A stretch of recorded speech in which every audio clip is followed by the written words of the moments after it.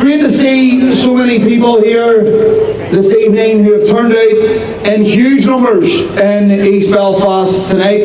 Good evening to you all. Good evening to my fellow unionists and loyalists from East Belfast and beyond. And before we begin tonight's proceedings, we will take a moment to recognise the sacrifice and servitude of those who have come before us.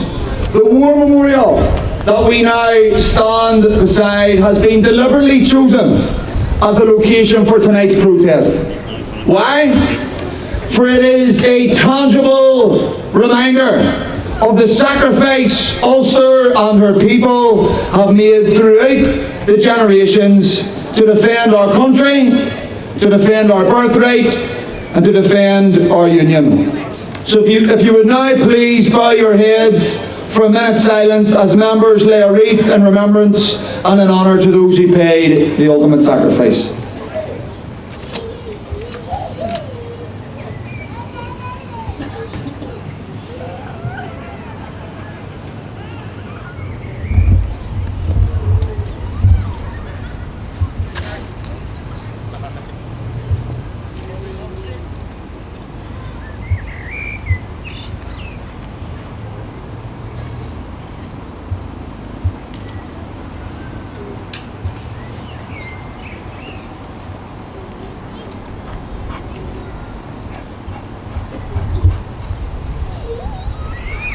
Thank you very much. It is also no coincidence that this protest befalls the anniversary weekend of the Larne gun running in 1914. 108 years ago, ordinary men and women took extraordinary measures to resist Home Rule and to defend their British citizenship. Today, their bravery and devotion should be an inspiration to us all. For we too face a constitutional crisis just like they did. A constitutional crisis that threatens our integral place within the United Kingdom. Tonight, as we gather here today, our message is simple and our demands are clear. The Northern Ireland Protocol must be resolved. The Irish Sea border must be removed. The Acts of Union must be restored, and nothing less will do.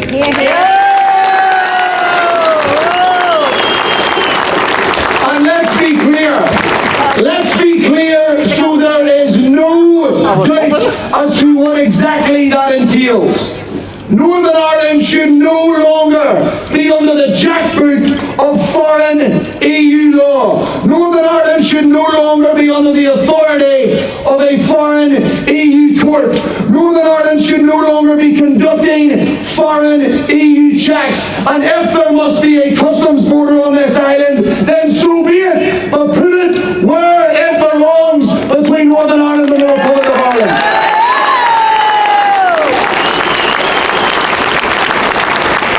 It's been fantastic to see so many bands and loyal orders and cultural groups out this evening. I now want to welcome the speakers to the platform, and before I do, I expect that everyone here will give all speakers the respect that they deserve, in keeping with the display of unity against the protocol that we intend to showcase this evening.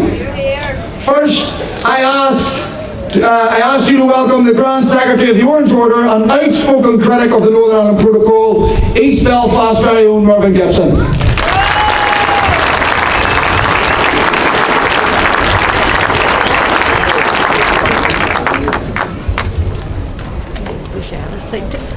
Ladies and gentlemen, I thank the organisers of this evening for the opportunity to share this anti-protocol platform with my fellow unionists.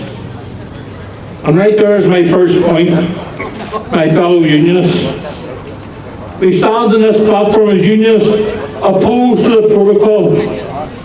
We may differ on other points, we may have different emphasis and priorities, but we stand here this evening united against the protocol. I know many of you out there personally. You have different allegiances. You belong to different bands. You support different football teams. For all I know, there may even be some blue men here this evening. That's the last controversial remark you'll hear from me. We belong to different churches, different clubs, different lodges. We live in different areas. We come from different backgrounds. We support different political parties. But the one thing that's brought you along this evening is that you care about Northern Ireland and are worried about its future within the United Kingdom. You care enough to come onto the streets to peacefully protest against the most dangerous threat to the very existence of Northern Ireland since partition, the Northern Ireland Protocol. Republican terrorists failed to bomb and murders into United Ireland over these last 101 years. Their apologists, Sinn Féin, cannot bully or bribe us into United Ireland. They even say they want us as partners in United Ireland. But their spin and sweet talking will not work. Because we know the Republican leopard will not change its spots. We are wise to that enemy, whose motto was, burn everything British, but they're cold. But this generation faces a new threat. The protocol is a threat that came from within. A threat that was negotiated and agreed by our Prime Minister Boris Johnson. A threat that was summed up in that Ulster Scots description, slick it. It's devious, underhand and sly. In other words, they will try to deliver United Ireland by the back door. Because if left in place, the protocol paves the way to Dublin. If left in place, the protocol effectively makes Northern Ireland a place apart from the rest of the United Kingdom and forces us into an all-Ireland economy. If left in place, the protocol makes you and I subject to the laws and regulations of a foreign power, and in time their influence will spread like a cancer across this country. But I don't need to go into the detail of why the protocol is wrong. I know when I'm preaching to the converted. You're here because you recognise the very real threat posed by the protocol. Therefore, we all here tonight, as unionists, are united and committed to seeing the protocol confined to history. So how do we do that? We just can't keep attending rally after rally, issuing statement after statement, which takes me to my second point. We need action to defeat the protocol. And the opportunity for action occurs on the 5th of May. The protocol is a political problem and it needs a political solution. The election on the 5th of May allows us to strengthen our opposition by electing the maximum number of unionist politicians. Nationalists tell us that Sinn Féin will be the biggest political party after the election. And I agree, they will be. But only if our people sit in their houses and don't vote. They'll be the biggest party if we continue to attack one another, rip the back out of each other. They will be the biggest party if we continue to believe and repeat the lie that United Ireland is inevitable and it's only a couple of years away.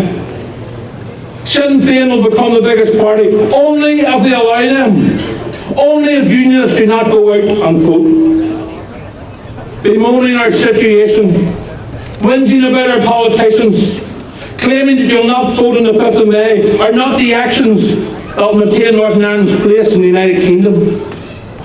I am a realist also. While every unionist party is united in their opposition to the protocol, and I repeat, every unionist party, official, traditional, democratic and progressive, are all agreed that the protocol needs to go. There are differences. Differences in how we oppose it. Differences of opinion as to how we got here. So how do we deal with those differences? For me it's very simple. You vote for the unionist candidate you prefer. You give your preference to the unionist candidate or party you most agree with. And then, and this is important, and then you give all other unionists on your ballot paper a vote. I repeat again, to defeat the protocol, we need the maximum number of unionists returned. By not voting for all unionists on the ticket, you're allowing nationalists and their fellow travellers to steal unionist seats. Apathy amongst our people is a friend of republicanism. Not voting for unionists is a Christmas come early for the Lions Party. Only voting for one or two unionists will lose us seats. When I move on to my last point, let me say, I don't believe any unionist elected should return to the Assembly or an executive be formed until the protocol is soundly and completely defeated.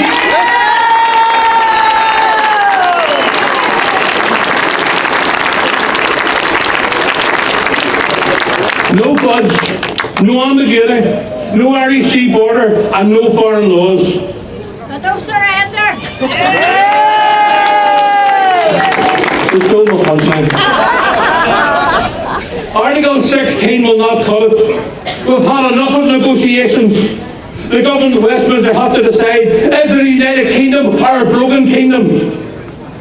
By your attendance here tonight, it is clear that you care about the union. By attending tonight, you stand united with fellow unionists who oppose the protocol. My last point is simple. Each one of us here this evening has a part to play. And I want to finish by setting each one here a challenge, and I include myself. You have to convince your neighbour, your friends, your family, that the protocol is a real danger to the union. Sadly, many people don't see it that way. They believe the propaganda. It's not really doing any damage. Well, you have to convince them that it is, and show them that it is. You have to combat the apathy by encouraging and convincing unionists to vote on the 5th of May. Some of you may be muttering, not a chance of me doing that. Well, let me say, it's our only chance to bring real political pressure in Westminster. You have to convince all around you to vote for every unionist on the ticket if you want rid of the protocol. Apathy was not an option in 1912 when people signed the Covenant.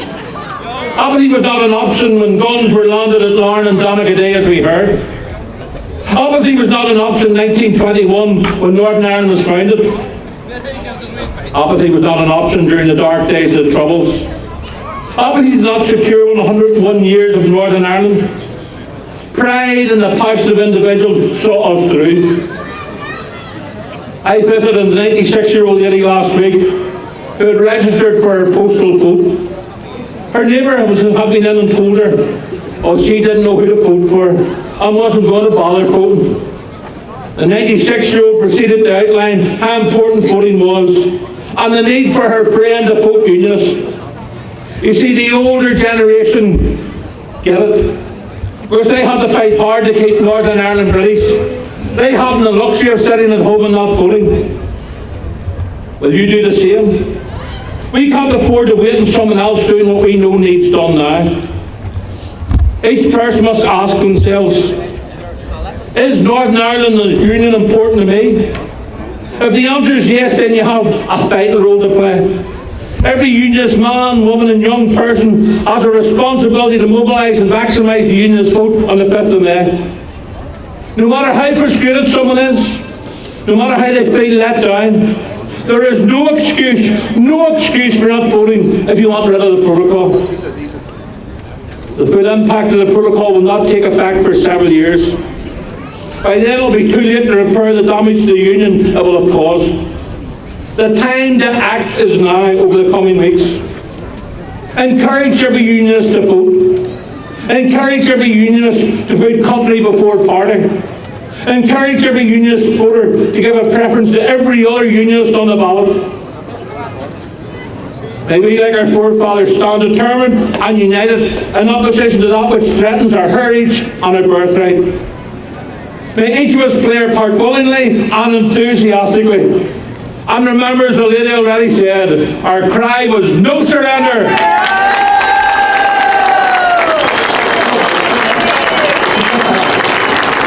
Thank you very much, Mervyn. Absolutely brilliant. Now will you please put your hands together to welcome one of the two DP MLA candidates standing on East Belfast, Joanne Bunting. Yeah!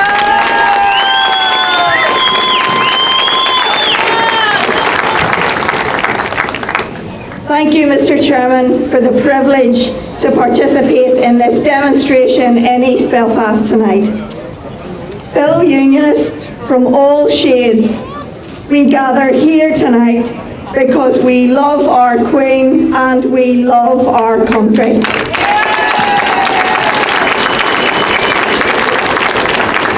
It is an affront to every Unionist in Northern Ireland, and it should be an affront to everybody else in the rest of the UK that in this, Her Majesty's Platinum Jubilee year, instead of being drawn closer together in this union, Northern Ireland is being pushed to the sidelines by an unjust and undemocratic protocol.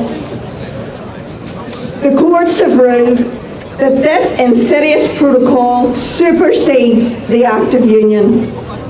Moreover, it impinges on our daily lives right down to the delivery of Amazon parcels and even plants. We're not just cut off from our own country, we're cut off from our biggest trading market, and it is costing us billions every day, further increasing the cost of living and excluding us from government mitigations enjoyed by the rest of the UK to offset these costs, even preventing us from getting essential medicines and medical equipment. And this is just a grace period. Imagine the full implementation. The fact that there even has to be grace period after grace period is an admission in itself that this is something very wrong and it must be righted. Not by tinkering around the edges, but by its removal.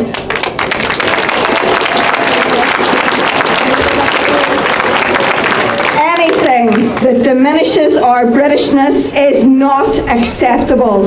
It will not stand, and we must not let it stand.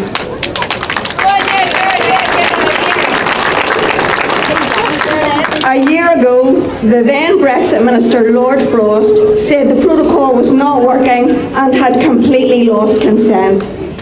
He said there needed to be a delicate balance in Northern Ireland and it required the support of all sides. To be clear, there is no support from this side, absolutely none.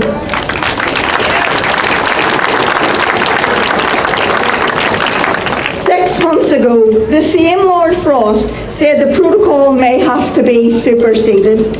No, Lord Frost, it has to be gone. No, Brandon Lewis, we do not want new arrangements to make the protocol work.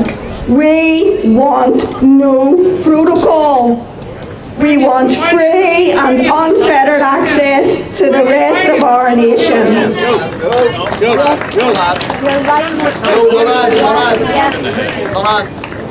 At present, the EU can make laws for Northern Ireland without any democratic scrutiny or representation.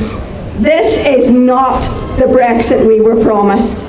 An Irish sea border will never have the support of the unionist community.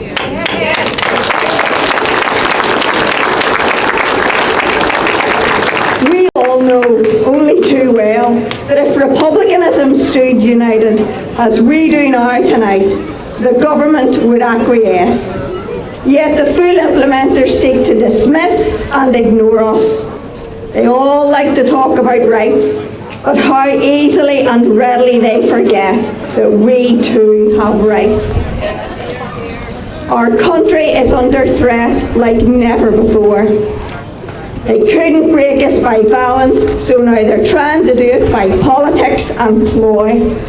They have removed the principle of consent by stealth from the Belfast Agreement.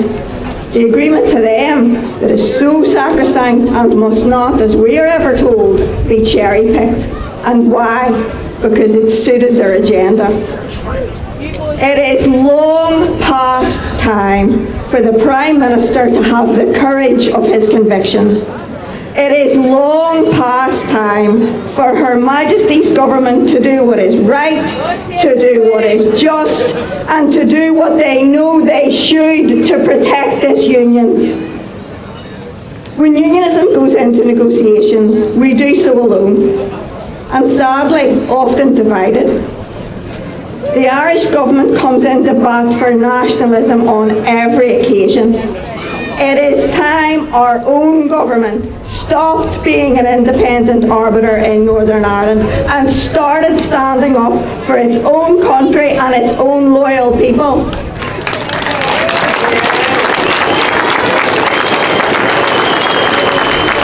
It is time our government stopped doing side deals with Sinn Féin and their cronies behind our backs and against our will.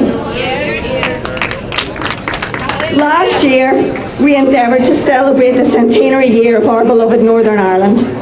There was no tolerance of us. There was no respect shown to us. There was no rose bush permitted. Is that a glimpse of the shared future about which they lecture us? In the 100 years of our country, we have faced terrorist campaigns, propaganda machines, and a biased liberal media. Together, they try to caricature us, and they all try to discredit our message and diminish our values. Our culture and identity have been under attack for decades. Our culture and identity that built nations across the globe. We will not be diminished. We refuse to be demonized.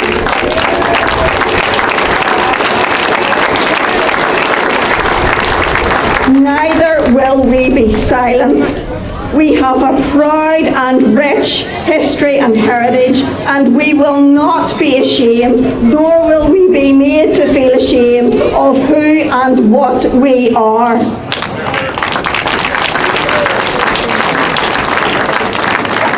That is why unionism must stand together and work together.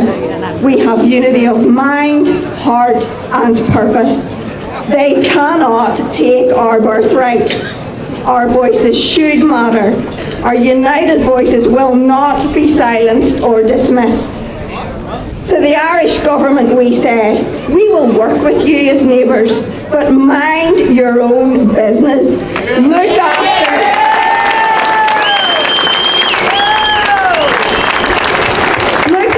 your own country and keep your nose out of the internal affairs, trade and constitutional position of this United Kingdom.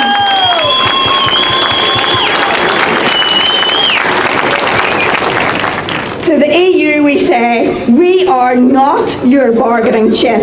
We are not your leverage. We will not be your hostage, and we are not a divorce settlement. We are British citizens and subject of Her Majesty. We are an integral part of the United Kingdom. Northern Ireland will not be the price Great Britain pays to leave the EU.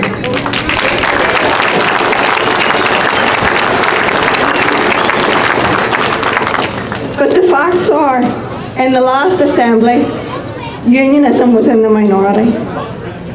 In those circumstances, what we can deliver is limited. The Assembly will have a straight majority vote on this protocol. So let us take back our own destiny. We need our people to come out and vote. We cannot complain about a lack of representation and then not vote.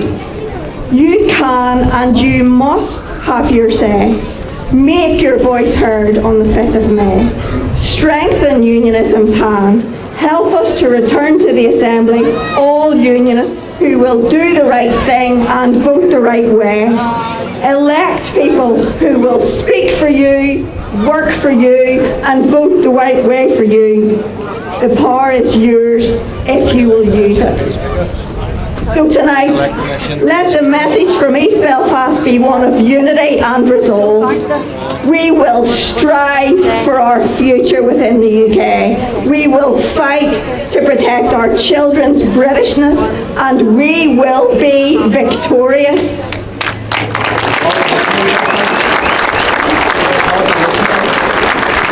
Our cause is just, our cause is righteous, and we will not surrender.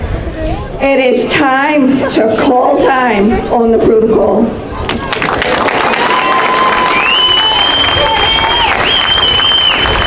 Fantastic from Joanne Bunting. Thank you very much. I'd like to welcome to the platform the candidate for the traditional unionist voice in East Belfast in this year's Northern Ireland Assembly election, former veteran John Ross.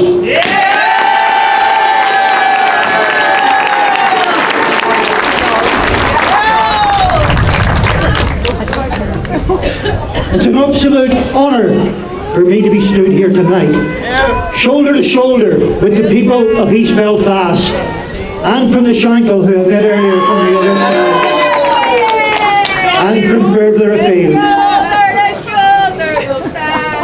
It's fitting, and it would be remiss of me not to mention the fact that the first anti-protocol rally in Northern Ireland, when we were calling it the Boris Betrayal Act, way back in October, November 2019, was held here in East Belfast. The first time I met this young man behind me was at that rally in the Con Club. The grassroots loyalism and unionism was way ahead of mainstream political unionism in recognising the dangers of the protocol. And when I look back to the message that was delivered in the Con Club that night, it was astute, it was aware, it knew the dangers that we faced. COVID came along and perhaps slowed things down. But what it didn't slow down was the mistakes that were made by unionism in implementing the protocol. And tonight I'm thankful that people have learned from those mistakes and we're coming together. But there's a lot more lessons to be learned, a lot more battles to be fought, and those battles will only be won through unity and strength of purpose.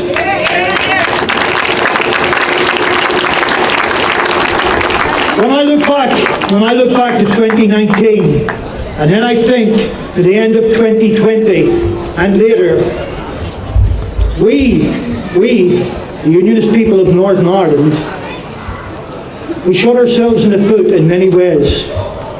Had we not enacted 45 pieces of EU legislation at Stormont to bed the protocol in, had we not done that, would we need to be standing here tonight? Had we not implemented the border checkpoints, had we not implemented, had we totally refused at that point, would we be standing here tonight? I don't think so. But let's come into the here and now. We are stood here tonight, and we need unity, and we need unity moving forward. I'm not going to preach about the protocol. It's been mentioned by Joanne, by Mervyn. It is an iniquitous act, a union dismantling protocol that is designed to take us out of the United Kingdom. It is designed to force economic subjugation on us, which is a short step to total political subjugation. Stand by if we allow this protocol to bed in.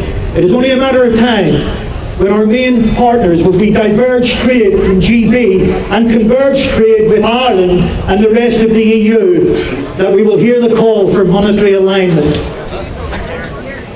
They will want to put us in the euro because we will be part of that regime. So no self-respecting unionist should tolerate GB becoming a foreign country, and that is what it is becoming. And I worked in the industry. After leaving the army, I managed DHL Express International here in Northern Ireland for 25 years. And we looked at the 5 different scenarios that could have came from the protocol, and we got the worst one. And if you think the protocol is hurting us now, little bit of problem with trade, little bit of problem getting parcels in, some things we can't get. Well, my friends, you ain't seen nothing yet. When the grace periods end, we will completely be cut off from the rest of the United Kingdom. At this point in time, we're sitting on the window ledge of the United Kingdom, with the window behind us slightly open. It is ready to be slammed shut. And we will have no choice, or no say in it, if we continue to accept and implement the protocol. So how do we defeat it? We know how it got here. We know what we didn't do right.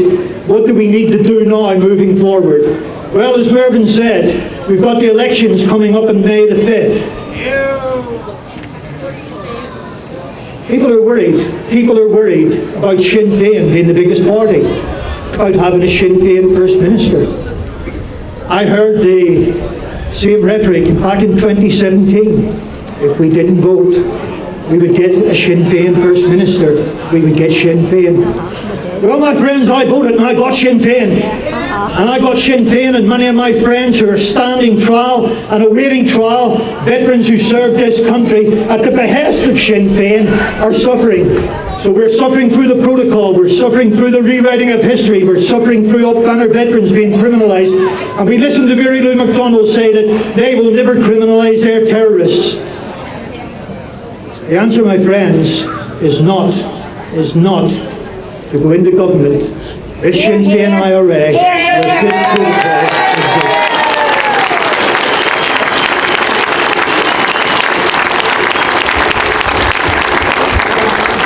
We are not here tonight to electioneer.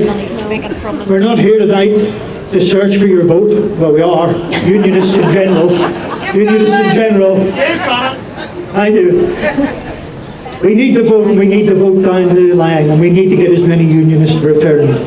But what we need is an unequivocal confirmation from all parties that they will not enter government with Sinn Féin IRA, with anybody else, while this protocol remains and we are subjugated. Northern Ireland is subjugated. Article 6 of the Union has been totally undermined, shredded, and divorces us from the rest of the GB, or the rest of the United Kingdom, separates us from GB. We need to take a strong stand. The weakness of unionism, and I challenge anybody to deny it, in recent years, since the signing of the Good Friday Agreement, is lack of resolve. We've got the break and strain of a Kit Kat when it comes to fighting our corner. Well, that needs to change, my friends. That needs to change. And these protocol rallies, I spoke in the Ulster Hall alongside Moore, 6th of December 2019. And I said that night in the Ulster Hall that the real battle started after the 19th of December, when the results of the general election came through. We didn't even get the battle started. We rolled over 2 weeks into January. We rolled over. We cannot afford to do that this time, my friends, and the real battle starts after the 5th of May. The battle hasn't started yet. We haven't got a political representation at this point in time. The real battle starts on the 7th of May, after the results of the election come out. And my friends, we need to be ready for that battle, and we need to fight, and we need to fight hard. I'll just finish by saying,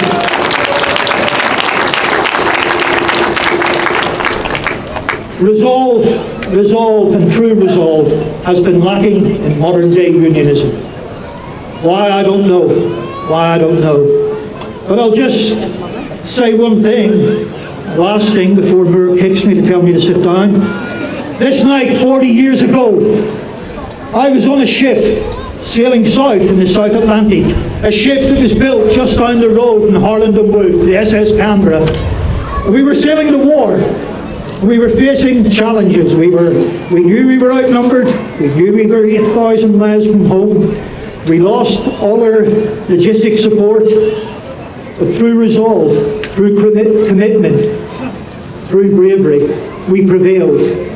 And I want to see that resolve, that commitment, that bravery in the coming days after the 6th of May, when unionism truly stands together and unites. The ball switches into political unionism. It switches in to the people that we will put our trust in. At this point in time, I'm just like everybody else. I will cast a vote. And the people that we put our trust in must not waver, must not weaken. They must have true resolve, and they must rid us of this protocol. Thank you very much. Fantastic speech there from the TUV candidate in East Belfast, John Ross. Thank you very much.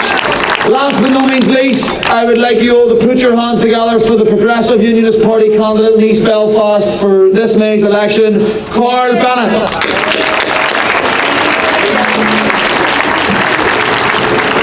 Firstly, I want to thank and I want to pay a great deal of thanks to those who organised tonight's peaceful demonstration. and I emphasise peaceful demonstration, a God-given right in any democratic society.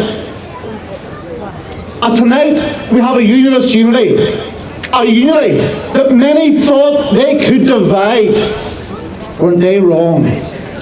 Now I concur with a lot of already what has been said, so I'm not going to repeat much of it. And for a change, I'm going to be brief and straight to the point. Fact, this protocol is a reward to Republican violence. The threat of Republican violence, echoed in the halls of Brussels by the then Taoiseach Leo Varadkar. The Prime Minister of the South of Ireland echoing that he was scared, and Brussels should be scared, and the United Kingdom should be scared of Republican violence. Well, Leo, we are not scared of Republican violence. Fact, this protocol and the threat of Republican violence sent chills down what was left of the spineless Democrats in Europe, and it sent chills down what was left of the spineless, lily-livered Prime Minister Boris Johnson. Fact, this protocol delivers potentially the beginning of the end of our cherished Ulster, of our place within the United Kingdom. But tonight, ladies and gentlemen, we send one very clear message, that we will not accept this protocol in any form or any manner. So take it back where it belongs. Now, I could go on with a lot more facts about how damaging this protocol is, but I'm not going to. Tonight, as many other nights right across this province, right across parts of Scotland and England, unionists have shown in rain, hail, snow, that we stand together to oppose the protocol in its entirety. And when the governments try to implement this protocol, they woke a sleeping giant, and that sleeping giant was us, the loyalist people of Ulster. The people of Ulster who say, no, you will not divide us as a people, you will not break up a union that so many fought and died for. You will not force us into an economic united Ireland, and you will not beat us. We will defeat the protocol. Now, 110 years ago, Sir Edward Carson, after the third attempt of the Home Rule Bill, made it clear that unionists then will stand to oppose it. Well, like our forefathers before us, we will stand firm for what we believe in. We will stand firm in the opposition of the protocol. We will stand firm for who and what we are, because we are proud union loyalists. We will defy, by any means necessary, the implementation of this protocol. Republican threats have no place here. They don't scare me. So your Republican threats can go back where the sun don't shine, because we the people are going nowhere.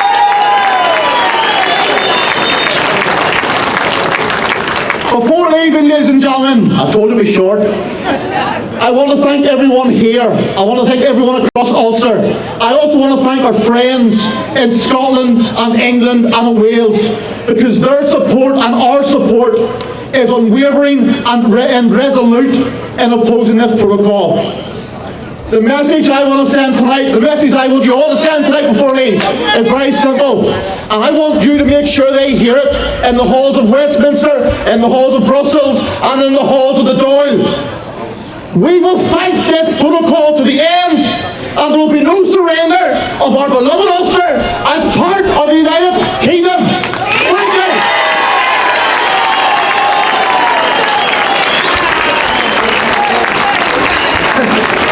Thank you, Carl. Great, fantastic, Carl. Well done. On behalf of East Belfast Coalition, I would like to thank everyone here for attending this evening, whether it be our friends bussing it down from Moygashel, the Orange districts in East Belfast and Enniskillen and further afield, our fellow loyalists, across the coalitions, members of the Psalm associations and the loyal orders and the loyalist bands. What we have witnessed here this evening is a fantastic demonstration of unity and solidarity right throughout the unionist and loyalist community against the protocol. And as it's been said by our speakers eloquently this evening, it cannot end here. That same unity of purpose we must demonstrate in the voting booths come May the 5th. That same unity of purpose against the protocol must be shown after the election in the same way it has been shown before it. For what we can achieve, for we can achieve more together than we can apart. The age-old saying goes, ladies and gentlemen, united we stand, divided we fall. And as one people, one united community and one voice, we declare that the Northern Ireland Protocol has never and will never have the consent of our community.